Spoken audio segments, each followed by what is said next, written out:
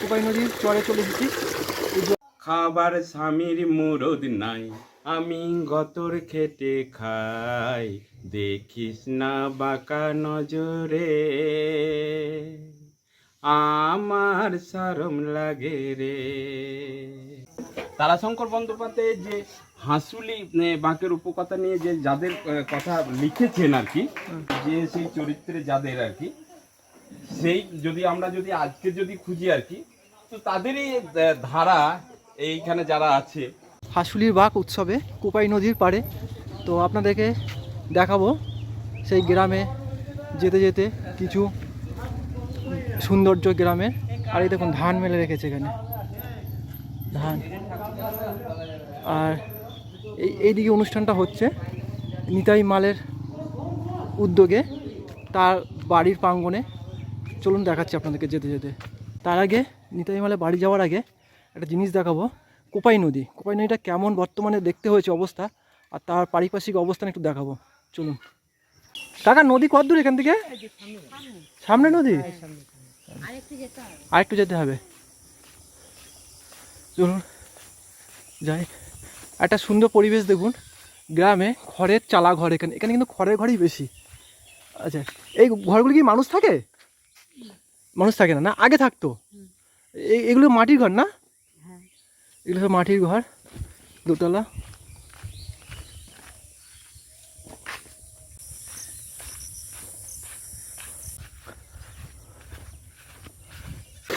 একদম আমি কোপাই নদীর চরে চলে এসেছি। এই জলটা কোথা থেকে আসছে বুঝতে পারছি না, মনে হয় কালকে বর্ষা হয়েছে, সেই তার জন্য উপরে যেসব জল জমে আছে সেইগুলি নামছে, আমার অনুমান, আমি সঠিক জানি না। আর এই দেখুন জল কিছু বয়ে যাচ্ছে কুলু কুলু করে।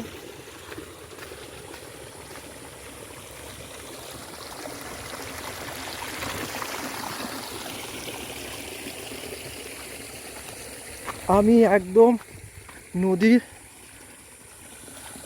কি বলবো, আমি একদম নদী গর্ভে রয়েছি যাকে বলা হয়। এখানে জল ছিল না, আমি শুনেছি যেটা, কালকে বৃষ্টি হয়েছে সেই জন্য একটু জল এসেছে এখানে নদীতে। আর চারিদিক থেকে জল এখানে প্রবাহিত হচ্ছে। এই নদী জল বর্ষাকালে নাকি খুব বন্যা হয়, যেটা গ্রামের দিকে চলে যায়, আমি যেটা শুনেছি, যারা এখানকার স্থানীয় বাসিন্দারা যা বলেছে।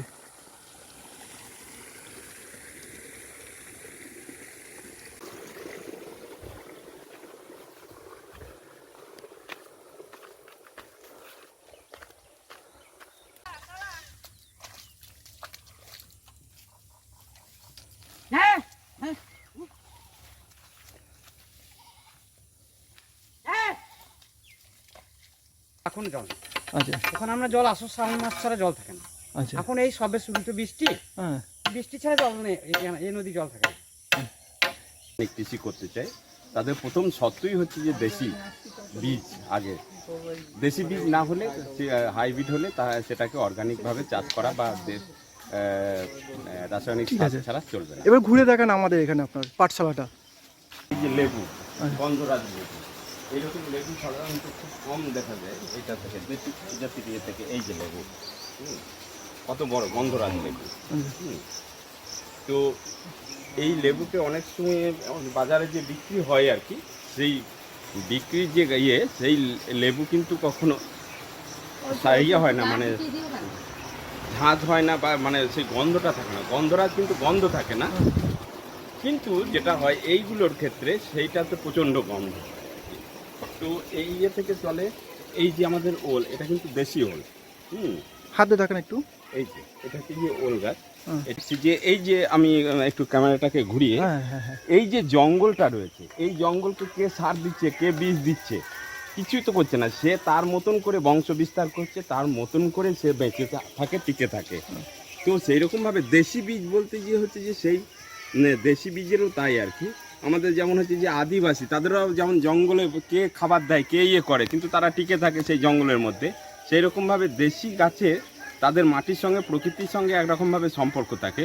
আমরা নতুন করে যে বীজ তৈরি করি সেইগুলো প্রকৃতির সঙ্গে আস্তে আস্তে নষ্ট হয়ে যায়, প্রকৃতির সঙ্গে কোনো যোগ থাকে না।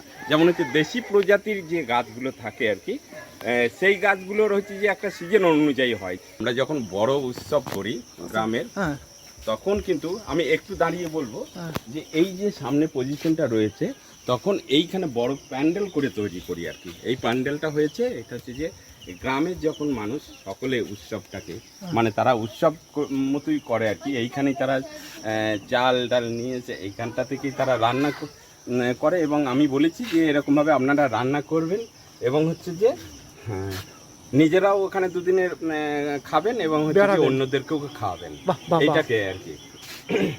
তো সেইটা আমরা এই কাজটাকে করে থাকি মূলত।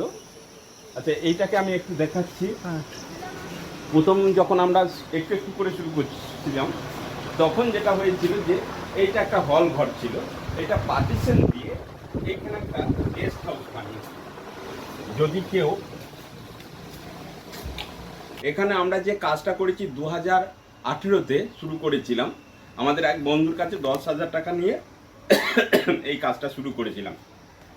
তারপরে যারা আমাদের পরিচিত বন্ধু বান্ধব, তারা এইটাকে দেখে তারা এবার সবাই যার যেটা মনে হয় যে না এরকমভাবে করলে ভালো হয়, এখানে একটা লাইব্রেরি করলে ভালো হয়। এইখানে আসলে তো অরিজিনাল যে কৃষককে আমরা এইখানে, তো তাদের সঙ্গে তো আমাদের ওতপ্রোতভাবে আর কি তারা এই কাজটাকে চালায়। এইখানে যদি বলা হয় একটা মজার জিনিস, আমি এই ঘরগুলো সব দেখাবো, এই যে ট্র্যাকচার, এই যে ইয়ে হয় হাসুলি কৃষি সংস্কৃতি পাঠশালায়, তো সেখানে এর মধ্যে থেকে কোনো মাধ্যমিক পাস পর্যন্ত এখানে কেউ নেই, কিন্তু এখানে বড় বড় ইয়ে থেকে কৃষি গবেষণার মানুষজন এসেছে। ইয়ে থেকে শান্তিনিকেতনে অনেকবার এখানে প্রফেসর পরিবেশ নিয়ে এসেছেন। তারপরে হচ্ছে যে বিভিন্ন জায়গা থেকেই আসেন আর কি। কিন্তু এইখানে হচ্ছে যে যারা ধারক এবং বাহক এইটাকে ধরে রেখেছে, তারা কেউ মাধ্যমিক পাস নয়, তারা আর হচ্ছে যে সবাই কৃষিজীবী এখানে। হ্যাঁ, আমি লোকে সবাই একটা করে মন্দির তৈরি করে সেইটা থেকে সেখানে লোকজন আসবে বেশি, ভক্ত আসবে বেশি, উপার্জনও হবে বেশি। সেটা না করে লাইব্রেরি করতে গেলাম। আমি জানি যে এখনো লাইব্রেরিতে সেইভাবে কোনো ইয়ে থেকে নয়, সরকারের যত লাইব্রেরি আছে অকেজ হয়ে পড়ে যাচ্ছে, সেখানে কোনো রকমভাবে নিয়োগ হচ্ছে না, কিছু হচ্ছে না। সেই জায়গায় আমি আবার লাইব্রেরি কেন মন্দির করে না করে, আসলে ব্যাপারটা হচ্ছে যে প্রকৃতিকে নিয়ে যদি বুঝতে হয়, বা আমরা প্রকৃতির সঙ্গে যাবতীয় যা কিছু, শিক্ষাটা একটু অন্যরকম হলে ভালো হয়, স্বাস্থ্যটা অন্যরকম হলে ভালো হয়, কৃষিটা অন্যরকম হলে ভালো হয়। এটাকে আমরা, এইটা আমাদের গেস্ট রুম। যদি আপনাদেরও কারোর দরকার থাকে যে এরকমভাবে ওই গ্রামে আসবেন বা ঘুরতে আসবেন, অবশ্যই যোগাযোগ করবেন, পেয়ে যাবেন। কন্ট্যাক্ট নম্বর দেওয়া থাকবে।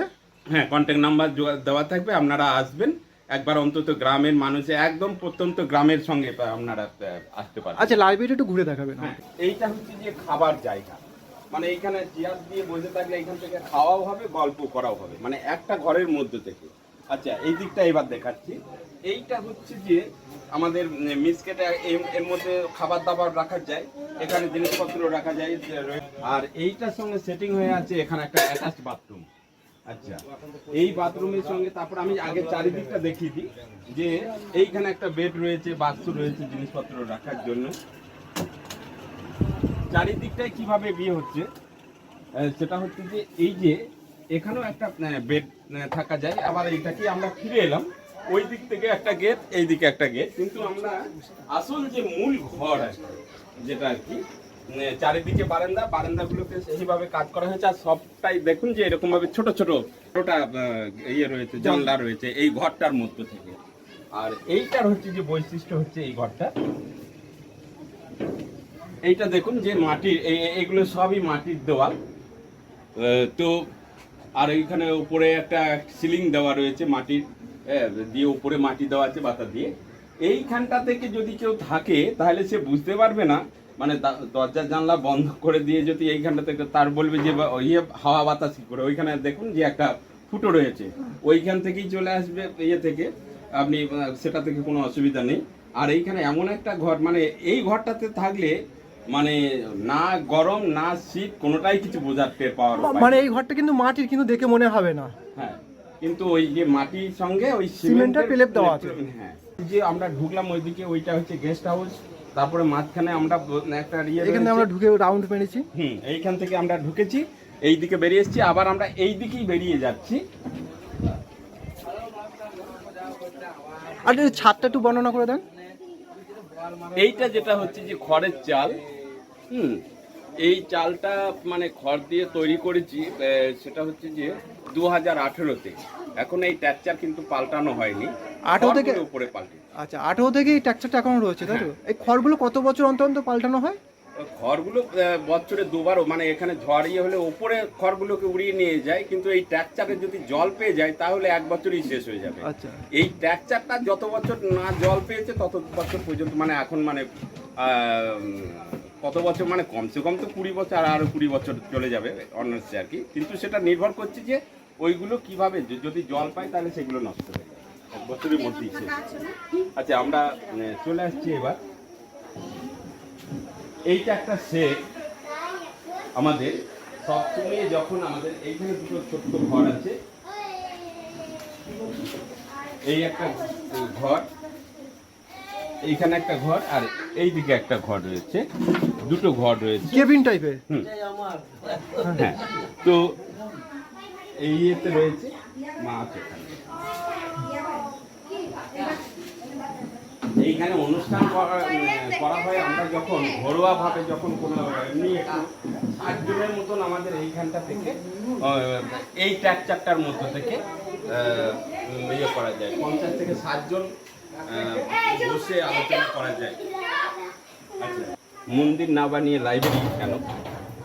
কারণ হচ্ছে যে বাচ্চাদের নিয়ে যদি কিছু করতে হয় তাহলে তাদেরকে, এইটা হচ্ছে কি আমাদের একটা লাইব্রেরি।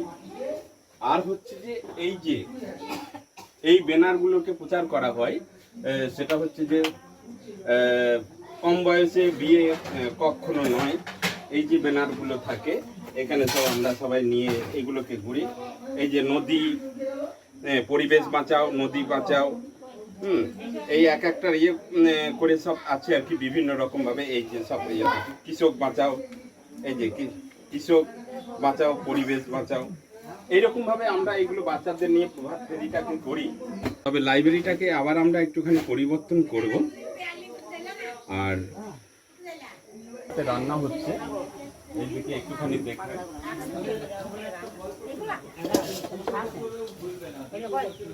এইখানে রান্নার জিনিসপত্রগুলো রাখি।